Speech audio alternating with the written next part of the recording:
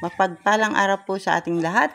At ngayon po ay day 3 na natin sa ating pinagagawang bahay dito sa Honggo. Ayan, samahan po ninyo kami mga kalingap. Baliktad din po ako. Napaliktad na. Baliktad na pala kuya. Galing si kuya halo ay may rin sa wala.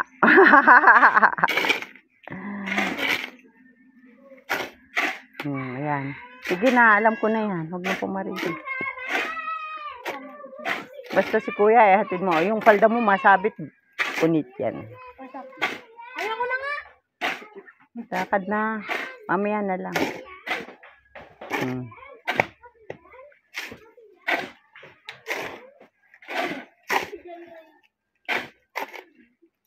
Ayan. Sipag-sipag naman. Mag-aasintan na po sila ng hollow blocks. Si kuya ay marunong na maghalo. Napakarami po ng karami na ng lupa. Siguro magkulang man ito, konti na lang. Oo. May gawa ako. Ayan. Si Freddy po at si Kuya Erwin ang naghahalo. Yun. Magaling na si Kuya.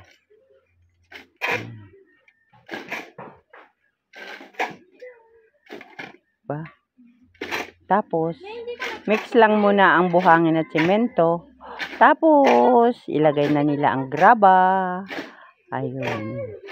At ang karpintero ay busy sa paglalagyan ng hollow blocks. Yung hollow block, lagayan pala nun. Meron pa rin palang nakasapi na graba. Tingnan naman ninyo. Ayan.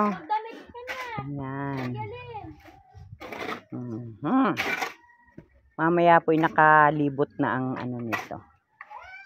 Ang hollow block.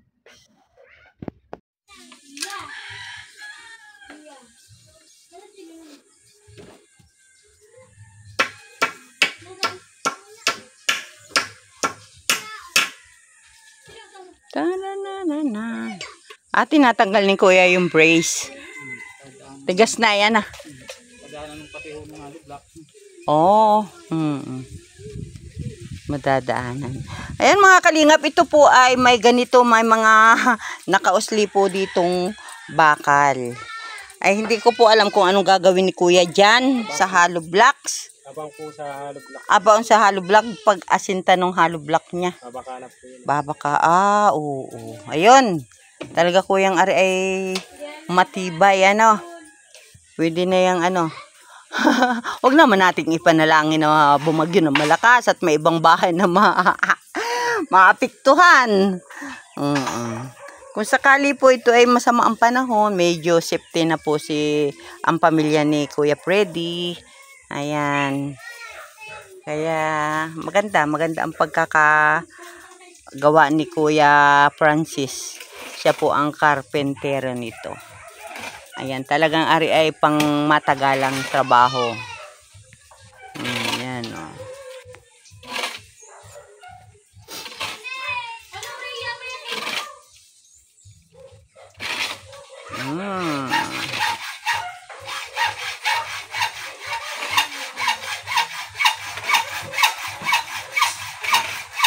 Mamaya na ikaw halo kuya. Lalabas yung tubig ay.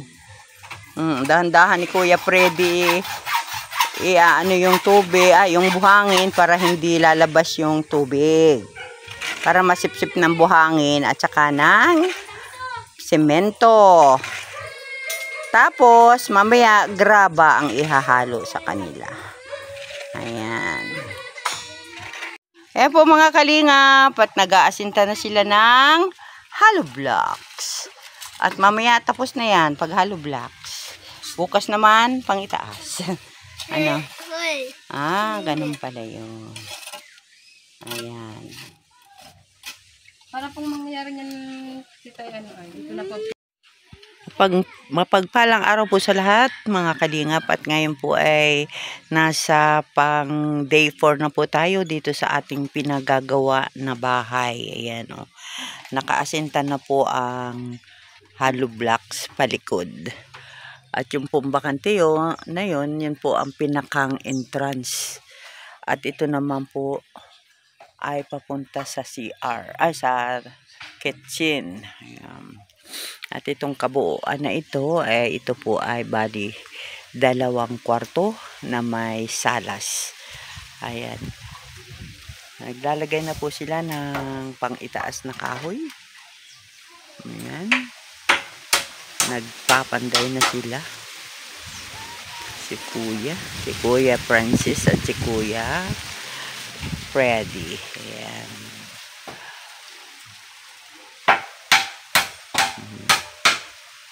At meron na naman tayong kailangang mabili dahil po may mga nabili tayo na ubos na. Ayan. Titingnan po natin mamaya kung ano-ano yun at itatanong po natin sa karpentero. At bukas po sila ay magtatrabaho at pahinga po naman sila sa linggo. Ayan. Sa linggo. At sana sa linggo ang ating ipapowerso na good lumber ay mapowerso na rin para tuloy-tuloy na po ito sa paggawa. Ayan, salamat po kay Sir Paul of Canada, kay Sis Irene DB. Thank you so much sa inyong walang sawang pagsuporta at pagtulong sa ating mga kababayan. Salamat po ng marami. At shoutout po kay Kuya Bal Santos Matubang, Ate Edna Vlogs, kay Kalinga Prab, sa akin pong mga kasamahan dito sa Lopez Landing Pad, kay Ambassador J. Morello, Kalingap Jubal, Billiones Mex Vlog, at sa inyo pong lingkod, Kalingap Lydia po. Ayan, okay na po ang asinta ng mga hollow blocks po. Malinis ang pagkakagawa, maayos. Ayan, hanggang doon po. At may natitira pa. Ayan, iaasinta siguro yan ay sa gitna. Sa gitna po ng division ng kwarto o sa toilet. Atin pong tatanungin si Kuya Carpintero kung ano yung mas magandang gawin. Kung sa division na lang po ba sa loob ay puro plywood na lang, at ito ay sa toilet na lang natin iligay o sa CR yung natitirang hollow blocks. At ito po ay graba na lang ang natitira. Yun, may graba pa naman. Ayan ang pambubong natin. At wala na rin po tayong buhangin. May isa pa rin naman tayong semento. Ayan. Kaya mamaya po tatanong ko si Kuya kung ano ang mga dapat gamitin, ano yung mga kailangan pa, na kung maari ay aming i-reduce ang mga pangangailangan. Mamaya po gagawan ni Kuya ng paraan. Ayan, salamat po at samahan po niyo kami hanggang mamaya.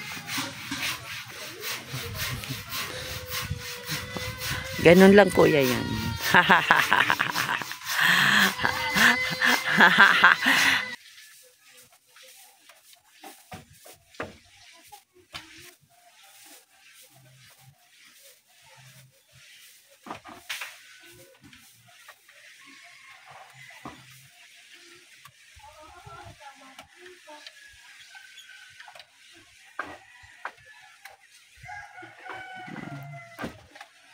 Itaas po ang kanilang ginagawa, ang frame ng bubong.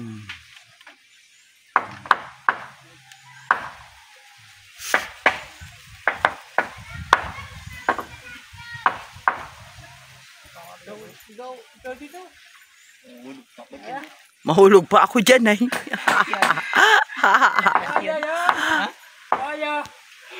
Hulog ka pa, ano kuya?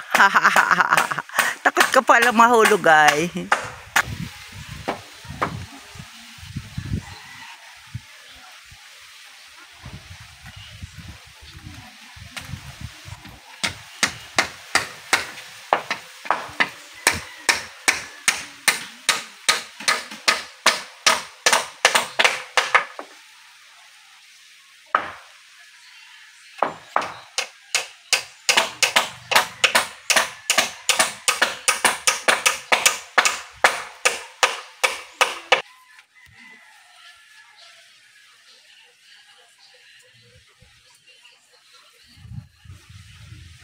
Yan.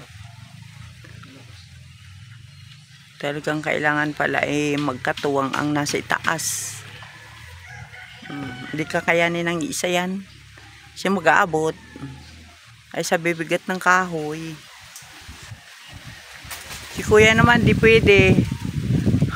Kuya, akyat ka doon. Akyat ka din. Oh, baka ikay ano? Mahulog. Baka daw mahulog pa si kuya dun pag umakyat. Taga-abot na lang si kuya dito kung anong maiabot niya. Ayan o. Baka sabi niya kuya, mahulog pa ako dyan ay. Takot man siya mahulog. Laki. So, wala, usong-usong din naman. Oh, taga-abot nga lang. Takot siya umakyat, hulog pa daw siya ay. Oo nga naman. Hulog pa yan, lalo kitang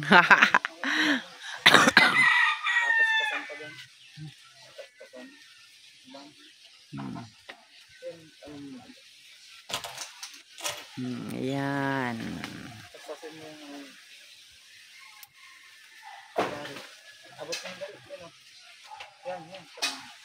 Lagari. Oh.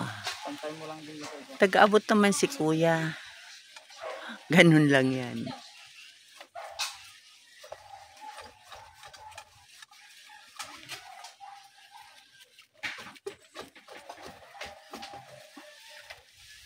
Lalagari ng bakal.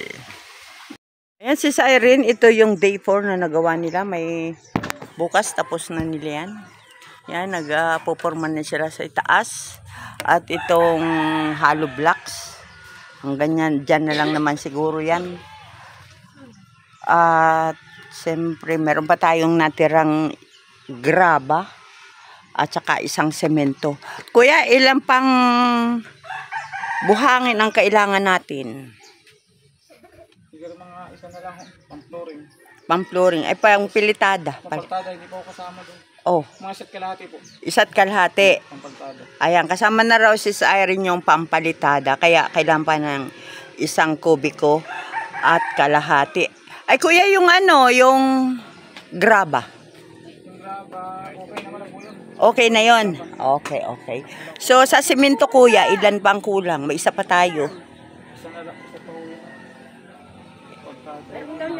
Pagkada. Ha? 10 piraso. Sige. Ayan, si Irene, narinig sa karpentero. Ano? Ayan, at yung sa, may natitira pa tayong hollow blocks. At ano, okay lang ba sa'yo na wag nang lagyan ng hollow blocks itong gitna, pinakang division ng kwarto. At ang gawin na lang natin ay plywood. At iikot na lang natin yun dun sa CR. Ano, dahil yung CR naman, ang taas din nun yung plain sheet. Meron po tayong plain sheet. Oo, kasi sa kusina, ayan, may hollow blocks na. Maglalagay tayo ng plywood.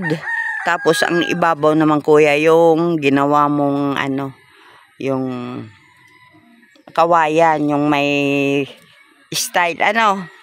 Ayan, kaya na ni kuya yan.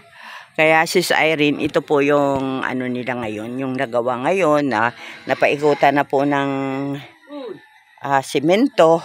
Ngayon po, talaga itong ng graba. Itong graba talaga kulang yung 200 pieces. Ngayon, sabi ko nga kay kuya, gawa na lang ng paraan. Yung natitira doon na 15 pieces, kung pwede ay ipaikot na lang doon sa toilet, sa CR. At dito nga, ang division na lang ay plywood sa loob. Ayan, kaya... Kuya, kailan ang iyong day off? Linggo po. Linggo, pahinga naman. Ano? Tamang-tama kuya, dahil sa linggo, nagbilin daw si kuya doon sa bundok na umakyat doon si Freddy para magpa-power sana nung panghamba. Ano kuya? So, saka makapahinga rin ako. Ano? Sige. At kung ano man yung aming mapag-usapan, baka kumpletuhin ko na lang yung kailangan mo sa linggo. Ano? Ayan. Kuya, salamat ng marami. At ayan, may forma. Kuya, sa palagay mo bukas may bubong na yan. Malalaman po bukas. Buwan magkakahoy pa po ay. Oh, ayun. Oo, yung Muna bago yung bubong. ano pa? Kakahuyan mo muna lahat yung itaas. Oo. Pamakuan po. Tapos Yung mga pamakuan. Pero okay naman ang ating kukulamber. okay naman po. Ayan. Si Siren. Yan ang ating kailangan pa. Salamat sa inyo, Sir Paul of Canada, kay Sis Irene. Yan, at kami po ay uuwi na at si Kuya ay gabi na. Yan, salamat po ng marami. Bye-bye.